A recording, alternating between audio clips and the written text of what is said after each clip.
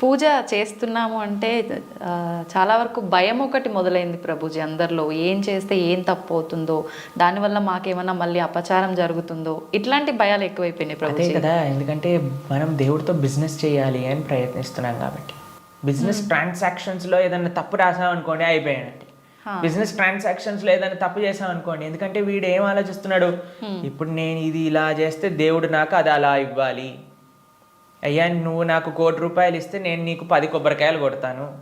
ఏంటి దేవుడు మీకు ₹1,00,00,000 ఇస్తే మీరు 10 కొబ్బరికాయలు కొడతారా దేవుడికి? ఎంత పెద్ద దానం ఇస్తున్నాడు చూడండి దేవుడికి. అసలు ఇలా తయారైపోయాం కదండి. మనకి ఏం అవసరం లేదు, ప్రేమ మనకు అవసరం లేదు భగవంతుడి పట్ల. దేవుడా నువ్వు నాకు ఇది ఇవ్వు, నాకు ఆరోగ్యాన్ని ఇవ్వు, నాకు బట్టలు ఇవ్వు, నాకు డబ్బులు ఇవ్వు, నాకు కార్లు ఇవ్వు, నాకు ఇల్లులు ఇవ్వు, నాకు పిల్లలు ఇవ్వు, నాకు పెళ్లి చెయ్యి. మనం తిరుపతి ప్రవచనాలు చెప్తూ ఉంటే ఒక మంచి భార్య కోసం తిరుప్పావై వ్రతం చేయొచ్చా, మంచి భర్త కోసం తిరుప్పావై వ్రతం చేయొచ్చా? ప్రతిదీ కూడా మనం మన కోరికలు తీర్చుకోవడానికి భగవంతుని వాడుకుంటున్నాం. ఐ నో ఏటీఎం మెషిన్ లాగా కార్డు పెట్టామా, డబ్బులు తీసుకున్నాం, దాని తర్వాత వదిలేసాం అంతే. కాబట్టి భగవంతుడు అంటే మనకి సేవ చేయడానికి వచ్చినవాడు కాదండి. భగవంతుడు అంటే మనం ఆయన సేవ చేయాలి, ఆయనను మనం ఆశ్రయించాలి, ఆయనను మనం సేవించాలి. ఇప్పుడు మీకు ఒక విషయం చెప్తానండి. ఒక చిన్న పిల్లవాడు ఉన్నాడు, తల్లి ఇలా ఎత్తుకుంది. మేము చిన్నప్పుడు చూస్తాం, మేము కూడా చేసే ఉంటాం. అప్పుడప్పుడు అమ్మ జుట్టు పట్టుకొని ఇలా పీకుతారు చూసారా, పిల్లలు ఇలా పట్టుకొని ఇలా పీకేస్తుంటే అమ్మ అంటే ఓ ఇలా ఇలా తీసేసి ఓ మా కన్నా మా బంగారు కొండ అని అంటుంది. అంతేగాని నా జుట్టు పీకినందుకు లాగా ఒకటి పీకి పెడుతుందా పిల్లవాడిని? లేదు ప్రభుజీ. ఎందుకంటారండి? పిల్లల్ని గారాబం చేస్తుంటారు ముద్దుగా, అంటే తెలిసి తెలియని వయసు, ప్రేమ. పాపం వాడికి ఏం తెలుసండి జుట్టు పీకితే నొప్పేస్తుంది మా అమ్మకి అని. కానీ తల్లికి ఆ పిల్లవాడి పైన ప్రేమ అంటే ఏమనిపించదు. అవును, అంతేనా? కొన్నిసార్లు పిల్లలు చూసారా మూత్రం పోసేస్తూ ఉంటారు, తాతగారు ఎత్తుకున్నప్పుడు అమ్మమ్మ ఎత్తుకున్నప్పుడు ఏమని అంటారా అండి, తీసి పిల్లవాడిని ఇలా పడేస్తారా పాట అని? ఇంకా హ్యాపీగా ఫీల్ అవుతారు. ఎంత ఒకళ్ళని చూసానమాట మేము, ఓ మా పిల్లవాడు మా మనవాడు మూత్రం పోసాడే అని ఎగిలిపోతున్నాడు ఆయన. ఎందుకు? ప్రేమ ఉంది కాబట్టి భగవంతుడు ప్రేమైకమూర్తి. అందుకే కృష్ణుడి గురించి ఏమన్నాం మనం? ప్రేమ స్వరూపం. ఆయనని మాత్రం మనకి తెలియగా, అయ్యా నా భక్తిమాన్, నాకు భక్తి లేదండి, నాకు మంత్రాలు తెలియదు, నాకు నీ పైన అంత ప్రేమ లేదు స్వామి, నాకు తెలిసింది మా గురువులు చెప్పిన విధంగా నీకు పూజ చేస్తున్నా, నువ్వే అన్నిటినీ కాపాడుకో, నువ్వే ఇది ఆరాధన పూర్తి చెయ్యి అని ప్రేమతో చేస్తే స్వామి ఎందుకు అలా చేయడండి? ఎలా చేసినా సరే స్వామి స్వీకరిస్తా. ప్రేమ ఉండాలంతే. కానీ మనకి ప్రేమ అవసరం లేదు, భగవంతుడు అవసరం లేదు. అయ్యా నువ్వు నాకు ఈ కోరిక తీర్చేసేయ్, ఇదే నాకు నీతో ఉండే సంబంధం, ఇంతే. కాబట్టి ఆధ్యాత్మికవేత్తలు కూడా చేసే అన్నిటికంటే పెద్ద పొరపాటు ఏంటంటే భగవంతుణ్ణి కేవలం భౌతిక కోరికల కోసం ఆశ్రయించాలి అని చెప్పటం అన్నిటికంటే పెద్ద అపరాధం.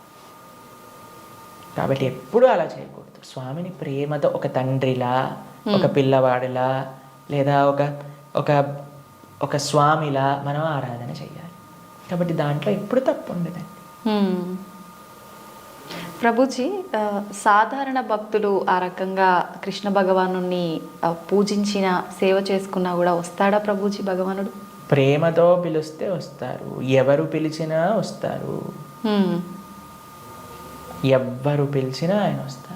వ్యాధస్య ఆచరణం ధ్రువస్య వయః విద్యా గజేంద్రస్య కా కుబ్జాయాం కిము నామ రూపమధికం కిం తత్సుధామోదనం వంశక్కో విదురస్య యాదవపతేరుగ్రస్య కిం పౌరుషం భక్త్యా తుష్టతి నహి గుణైర్భక్తి ప్రియో మాధవ.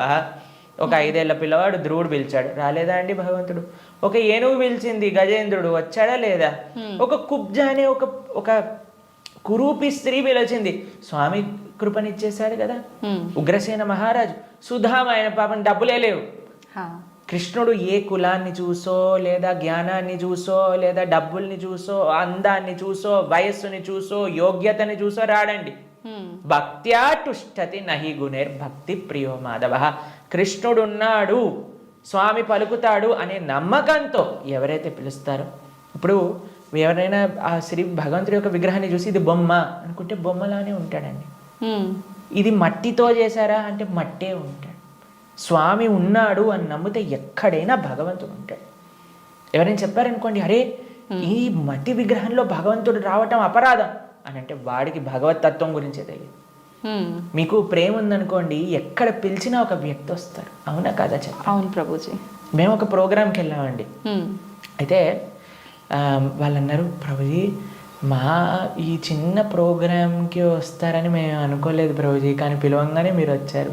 ఒక చిన్న వ్యక్తినండి, ఒక ఇన్సిగ్నిఫికెంట్ పర్సెంట్ లైక్ మీ ఒక దగ్గరికి వెళ్తే వాళ్ళు ఎంత ఆనందపడ్డారు. అరే మా ప్రదేశానికి కూడా వస్తారా, మా ఇంటికి వస్తారా ప్రభుజీ అని ఆనందపడ్డారు. అదే ప్రేమతో పిలిస్తే భగవంతుడు రాడు ఈ వస్తువులోకి అని చెప్తే అసలు భగవంతుడు ప్రేమ ఉన్నట్టేనా? అసలు ఆయనకి భగవంతుడి గురించి తెలిసినట్టేనా? లేదు. కాబట్టి ఎవరైతే విగ్రహారాధన దూషిస్తారో most unfortunate and most ignorant people in the entire creation. మా స్వామికి మనం అంటే ప్రేమ, మనందరం అంటే ప్రేమ, కాబట్టి మనం ఎక్కడికి పిలిచినా ఆయన వస్తారు. కాబట్టి ఆ ప్రేమ ఎవరు పిలుస్తారు అని కాదండి, ఎవ్వరు పిలిచినా సరే ప్రేమతో నమ్మకంతో కృష్ణుడు ఉన్నాడు. ద్రౌపదీదేవి పిలిచినప్పుడు రాలేదా అండి? ఏమైనా చూసుకున్నాడు ఆయన? యోగ్యతలు ఏం చూసుకోలేదే. ఎవ్వరు పిలిచినా ఆయన వస్తారనమాట. ఆయన రెడీగా ఉంటారు. ఆయన ఇలా ఉంటాడు, రెడీ టు జంప్ అన్నట్టుగా. ఎవరు పిలుస్తారు, ఎవరి దగ్గరికి వెళ్ళాలి అని. కానీ మనం ఏం చేస్తామండి, మన సంరక్షణ మనం చూస్తాం. అయ్యా నేను ఎలా నన్ను కాపాడుకోవాలి అని చూసుకుంటాం. కాబట్టి ఆయన హ్యాపీగా అక్కడ ఉంటారు. అయ్యా నాదేం బాధ్యత కాదు స్వామి, నీదే తండ్రి అని మనం చేతులు ఎత్తేసాం అనుకోండి, ఆయన మనల్ని కాపాడు. ఓకే ప్రభుజీ, కృష్ణ భగవానుని అవతార పరిసమాప్తి ఎలా జరిగింది ప్రభుజీ? భగవంతుడి యొక్క మీరు అడిగినట్టుగా కరెక్ట్ విషయం అడిగారు. అవతార పరిసమాప్తి ఇలా చెప్పాలి కృష్ణుడిని సంబోధించినప్పుడు, లేదా రాముడిని, ఏ భగవంతుడి యొక్క అవతారమైనా సరే. భగవంతుడికి పుట్టుక ఉండదండి. జన్మ కర్మచమే దివ్యం. భగవంతుడు ఏం చెప్పారు? ఆయనది దివ్యమైన జన్మ. దాన్ని మనం అవతారము అని అంటాం. ఇప్పుడు మీరు ఎప్పుడైనా చెప్తారా, రోజు ప్రొద్దున పూట సూర్యుడు పుడతాడు, సాయంత్రం పూట చనిపోతాడు అని అంటారా? లేదు. ఏమంటాం మనం? సూర్యుడు ఉదయించాడు, అస్తమించాడు, అంతేనా? అవును ప్రభుజీ. భగవంతుడు కూడా ఉదయిస్తాడు, భగవంతుడు కూడా అస్తమిస్తాడు.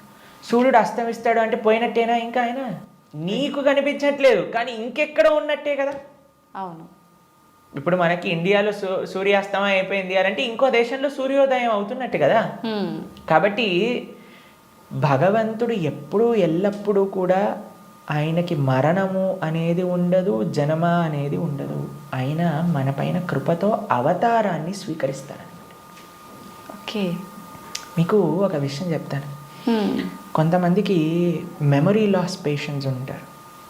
మెమరీ లాస్ పేషెంట్స్ దగ్గరికి ఏం చేస్తారంటే అండి, వాళ్ళకి ఇంతకు ముందు ఉండే మెమొరీస్ని చూపిస్తారనమాట. వాళ్ళ పిల్లల్ని, లేదా వాళ్ళు చిన్నప్పుడు తీసిన ఫొటోస్ని, వాళ్ళు ఉన్న ఊర్లని, అవన్నీ ఇలా చూపిస్తూ ఉంటారనమాట. చూపిస్తూ ఉంటే కొన్నిసార్లు ఏదో ఒకటి వాళ్ళ బ్రెయిన్కి ఇలా క్లిక్ అయ్యి అప్పుడు వాళ్ళు గుర్తుపట్టడం ప్రారంభిస్తారనమాట. వాళ్ళు ఎక్స్టర్నల్ కాన్షియస్నెస్లోకి వస్తారు. భగవంతుడి యొక్క అవతారం ఎందుకోసము అని అంటే, మనందరం ఈ సంసార సాగరంలో పడి కొట్టుకుపోతున్నాము. ఏదో మనం కూడా మెమరీ లాస్ అయిపోయినట్టు ఇదే నా వాళ్ళు, ఇదే నా ప్రపంచం, ఇదే నా ఇల్లు అని తిరుగుతున్నారు.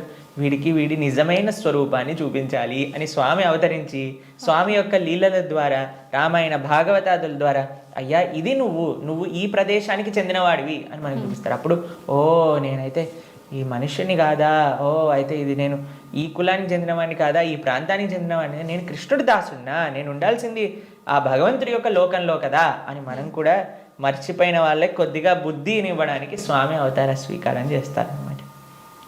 మనందరం పడిపోయి ఈ సముద్రంలో పడిపోవడం అంటే ఏంటండి? మునిగిపోవడం.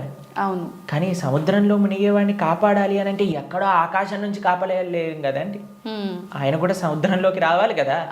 అలా భగవంతుడు కూడా ఈ ప్రపంచంలో దిగి మనల్ని పట్టుకొని బయటికి తీసుకురావడానికి ఆయన యొక్క అవతారాన్ని స్వీకరిస్తారు.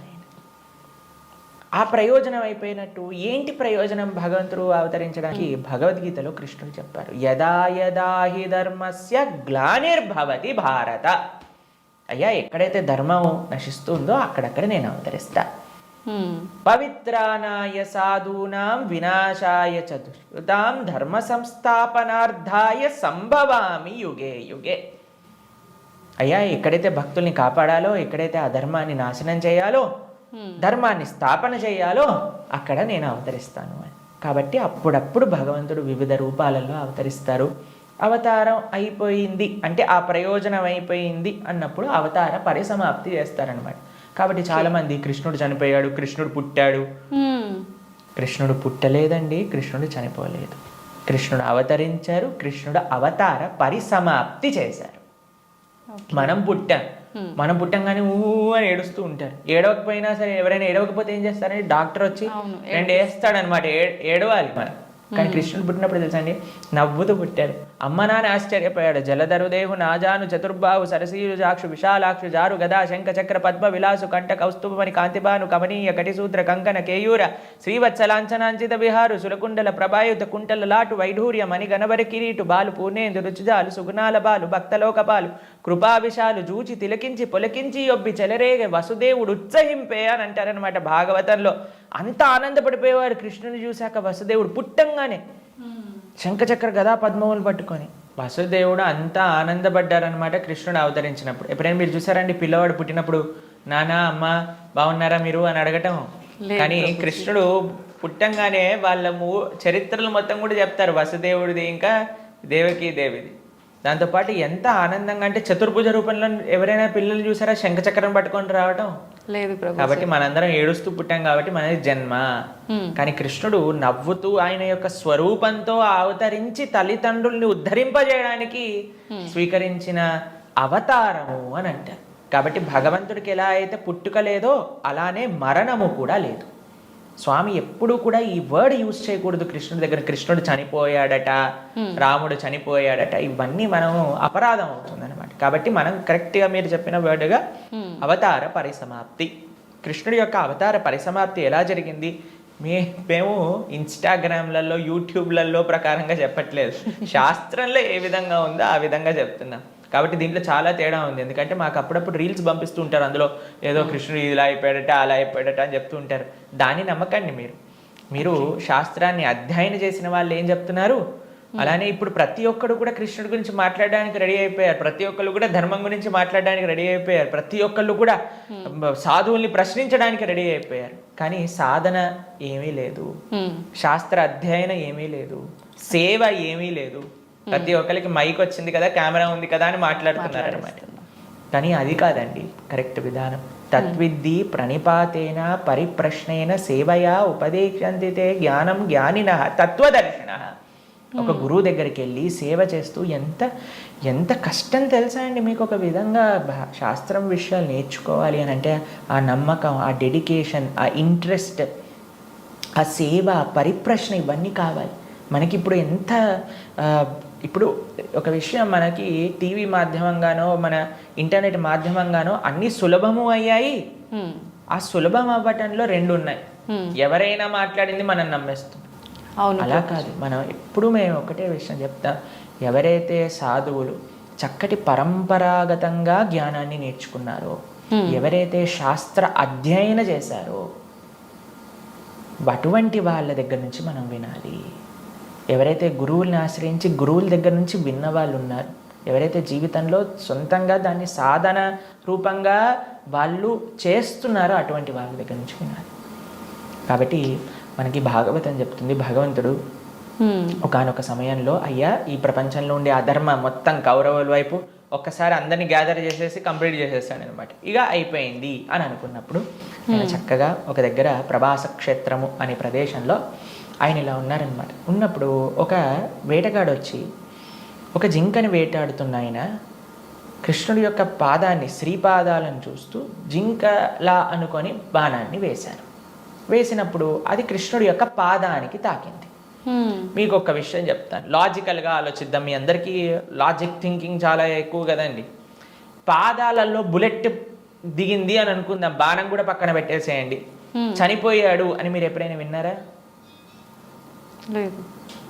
మన సీరియళ్ళల్లో సినిమాలలో అయితే ఇక్కడ బుల్లెట్ తగినా సరే లేచి నించొని మళ్ళీ మాట్లాడిన వాళ్ళు ఉన్నారు.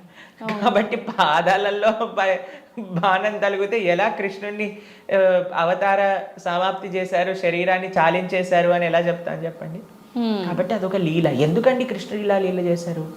ఎందుకంటే ఆయన చనిపోయాడు అని చెప్పడానికి కొంతమందికి వీలు చూపించాలి కదా. కృష్ణుడు అండి ఈజ్ నాట్. ఇప్పుడు కొంతమంది అంటారు, మా దేవుణ్ణి నమ్మకపోతే నువ్వు నరకానికి వెళ్ళాల్సిందే. కృష్ణుడు అలాంటి వాడు కాదనమాట.